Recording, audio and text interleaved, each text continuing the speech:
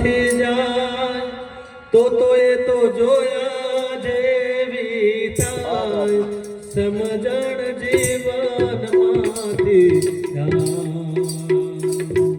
જીવનમાંથી જાય સમજણ જીવનમાંથી જાય તો પછી જોયા જેવું થાય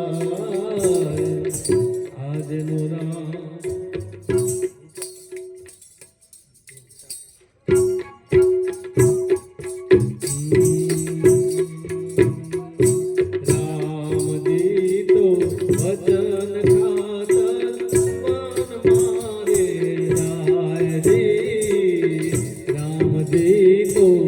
વચન ખાતર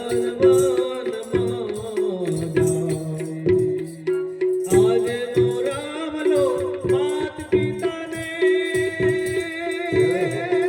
આજનો રામલો માત પિતાને પેલા વૃદ્ધાશ્રમ મેલવાને સમજણ જીવનમાંથી જાય તો જોયા દેવી તો જોયા દેવી બાપુ બાપુ આ જીવનનો સાર છે સાહેબ. સમજાઈ જાય તો મજા આવી જાય. કથાઓ તો બહુ સાંભળી ભાઈ, પણ રામને જીવનમાં લીધા નહીં. આપણે કૃષ્ણની આરતી ઉતારીએ, કામ તો આપણા કંસ જેવા જ હોય.